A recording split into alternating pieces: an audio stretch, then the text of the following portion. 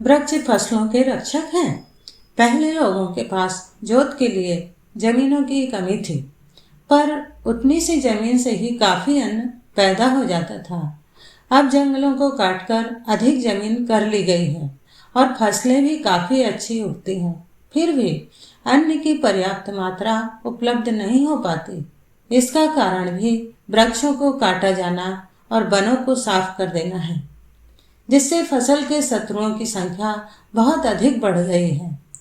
सन 1963-64 में उत्तर प्रदेश में चूहों ने फसल इतनी बर्बाद कर दी थी कि चारों तरफ किसानों में त्राही त्राही मच गई थी। सरकार ने गांव-गांव दवाएं भिजवाई, बिलों में चूहे मार गैस भरवाई, पर नतीजा कुछ नहीं निकला। किसी खेत से तो साबित बीज भी लौटकर नहीं आया। पहले जंगल अधिक थे, चूहे, जंगली जानवर, चिड़ियाएं सब उन जंगलों में पेड़ पौधों से खाद्य सामग्री प्राप्त कर लिया करते थे। खेतों में घुसने की आवश्यकता ही नहीं पड़ती थी। अब चूहे, चिड़िया, जंगली बिलाव, नीलगाय, सियार, जंगली सुअर, घरेलू जानवर सब घात निकालकर खेत में खड़ी फसलों पर ही हमला करते रहते हैं, जिससे अन्न का बहुत बड़ा भाग इनके द्वारा नष्ट हो जाता है।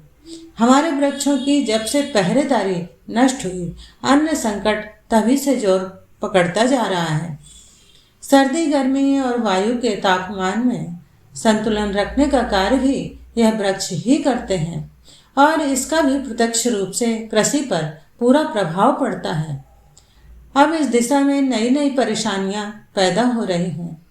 सर्दियों में कड़ाके की शीत से पाले की लहर को रोकने की बहुत बड़ी जिम्मेदारी यह वृक्ष निभाते थे, पर अब इनके बहुतायत से काटने का यह परिणाम हो रहा है कि हमारी फसल के एक बहुत बड़े हिस्से को शीतलहर खा जाती है या फिर कड़ी धूप में बीज अपनी अवधि से पहले ही सूखकर हल्का पड़ जाता है।